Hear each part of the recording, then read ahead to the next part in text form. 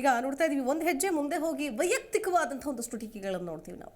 ಅಂದರೆ ಅನಂತಕುಮಾರ್ ಹೆಗಡೆ ಅವರು ಅಷ್ಟೇ ಮಾತಾಡಿಲ್ಲ, ನಮ್ಮ ವಿರೋಧಿ ಕಾಂಗ್ರೆಸ್ ಅಲ್ಲ, ನಮ್ಮ ವಿರೋಧಿ ಸಿದ್ದರಾಮಯ್ಯನವರು. ಯಾವುದೇ ನಾಯಕರನ್ನ ನೀವು ವೈಯಕ್ತಿಕವಾಗಿ ವಿರೋಧ ಮಾಡ್ತೀರಿ ಅಂತ ನಿಮಗೇನೋ ವೈಯಕ್ತಿಕವಾದ ದ್ವೇಷ ಇರಬೇಕು.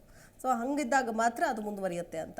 ಆದರೆ ಇದು ಯಾವ ರೀತಿಯಾಗಿ ಅಂತಂದರೆ ಮತಗಳ ವಿಭಜನೆ ಆಗುತ್ತೆ ಅಂದ್ಕೊಂಡು ಪ್ರಚೋದನೆಯನ್ನು ಕೊಡ್ತಾ ಇದ್ದಾರೆ ಹೊರತು ಇದ್ಯಾವುದೋ ಸರಿ ಹೋಗಲಿ ಅನ್ನೋ ಮನಸ್ಥಿತಿ ಯಾರಿಗೂ ಇಲ್ಲ ಅಂತ ಅನ್ನಿಸ್ತಾ ಇದೆ. ಏನು ಹೇಳ್ತೀರಿ?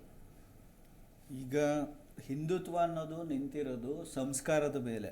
ನಮ್ಮಲ್ಲಿ ಏನು ಹೇಳ್ತಾ ಇದ್ದಾರೆ ಅಂದರೆ, ಇವರು ಹಿಂದುತ್ವ ಅನ್ನೋದು ಕೇವಲ ರಾಜಕಾರಣಿಗಳ ಸ್ವತ್ತು ಅಥವಾ ಯಾವುದೋ ಸ್ವಾಮೀಜಿಗಳ ಸ್ವತ್ತು ಅನ್ನೋ ರೀತಿ ಇವರು ಮಾತಾಡ್ತಾ ಇದ್ದಾರೆ.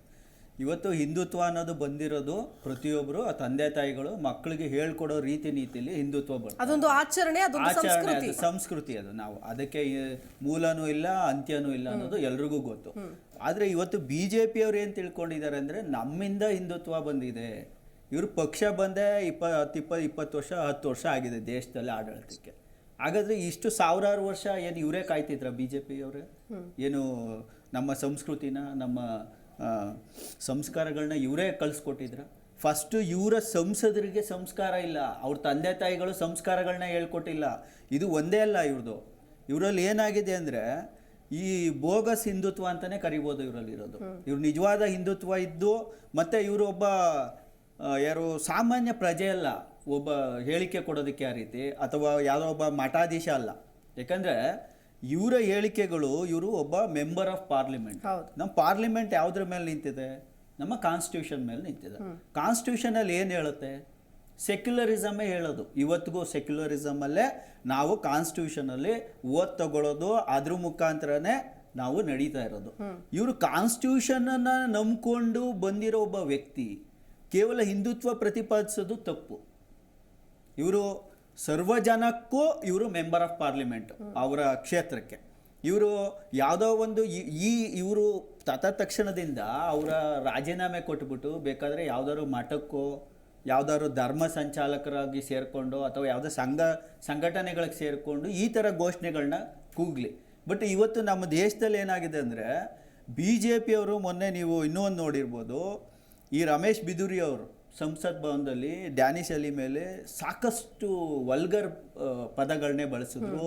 ಅವರ ಧರ್ಮ ನಿಂದನೆ ಮಾಡ್ತಾರೆ, ಇವೆಲ್ಲ ಮಾಡ್ತಾರೆ. ಅವ್ರ ಮೇಲೆ ಯಾವುದೇ ಆ್ಯಕ್ಷನ್ ತಗೊಳ್ಳಲ್ಲ. ಪ್ರಧಾನಮಂತ್ರಿಗಳಾಗ್ಬೋದು, ಸ್ಪೀಕರ್ ಆಗ್ಬೋದು, ಯಾವುದೇ ಒಂದು ಅಲ್ಲಿನ ಕಮಿಟಿ ಆಗ್ಬೋದು, ಅವ್ರ ಮೇಲೆ ಒಂದೇ ಒಂದು ಆ್ಯಕ್ಷನ್ ತಗೊಳ್ಳಲ್ಲ. ಬೇರೆಯವ್ರಗಳ ಮೇಲೆ ಇಮಿಡಿಯೇಟ್ ಆ್ಯಕ್ಷನ್ ತಗೊಂಡು ಅವ್ರನ್ನೆಲ್ಲ ಆಚೆ ಹಾಕ್ತಾರೆ. ಅಂದರೆ ಇವತ್ತು ಸರ್ವಾಧಿಕಾರಿ ಧೋರಣೆನ ಇವ್ರು ಹೇಗೆ ಬೇಕಾದ್ರೂ ಬಳಸ್ಕೋಬೋದು, ಇವ್ರಿಗೆ ಅಧಿಕಾರ ಇದ್ದ ತಕ್ಷಣ ಇವ್ರು ಏನು ಬೇಕಾದ್ರೂ ಅನ್ಬೋದು ಅನ್ನೋದು ಇಲ್ಲಿ ಪ್ರೂವ್ ಆಗ್ತಾ ಇದೆ. ಮತ್ತು ಇಷ್ಟು ದಿವಸ ಇವರು ಎಲ್ಲಿ ಹೋಗಿದ್ರು? ಆಮೇಲೆ ನಮ್ಮಲ್ಲಿ ಇನ್ನೊಂದು ಹೇಳ್ತೀನಿ, 28 ಜನ ಸಂಸದರಲ್ಲಿ 26 ಜನ ಬಂದು BJP ಇದರಲ್ಲೇ ಗೆದ್ದಿರೋರು.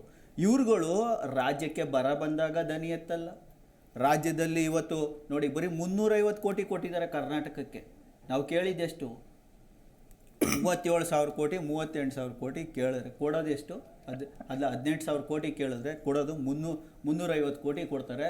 ಅಲ್ಲಿಗೆ ಹೋಗ್ಬಿಟ್ಟು ಮಧ್ಯಪ್ರದೇಶಕ್ಕೆ 850 ಕೋಟಿ ಕೊಡ್ತಾರೆ. ಇದಕ್ಕೆ ದನಿ ಎತ್ತಲಿ. ಇವ್ರನ್ನ ಮೆಂಬರ್ ಆಫ್ ಪಾರ್ಲಿಮೆಂಟ್ ಅಂತ ನಾವು ಮಾಡಿರೋದು ಏನಕ್ಕೆ ಅಂದರೆ, ರಾಜ್ಯಕ್ಕೆ ಅನ್ಯಾಯ ಆಗೋದನ್ನು ದನಿ ಎತ್ತೋದಕ್ಕೆ ಕರೀತಾ ಇದ್ದೀವಿ ಹೊರತು, ಇವ್ರುಗಳು ಬಂದು ಈ ಥರ ಯಾರೋ ಒಬ್ಬ ವ್ಯಕ್ತಿ ಮೇಲೆ ಅಥವಾ ಚೀಫ್ ಮಿನಿಸ್ಟರ್ ಆಫ್ ಕರ್ನಾಟಕ ಅವ್ರ ಮೇಲೆ ಈ ಥರ ಅಸಭ್ಯ ವರ್ತನೆಗಳನ್ನ ಮಾಡ್ತಾ ಇದ್ದಾರಲ್ಲ, ಇಂಥವ್ರನ್ನ ತಕ್ಷಣದಿಂದ ಮೆಂಬರ್ ಆಫ್ ಪಾರ್ಲಿಮೆಂಟಿಂದಾನೇ ವಜಾ ಮಾಡಬೇಕು ಇವ್ರುಗಳಿಗೆ. ಮಹೇಶ್ ಅವರೇ, ಒಂದು ಕಡೆ ನೋಡ್ತಾ ಇದ್ದೀವಿ ಇವತ್ತು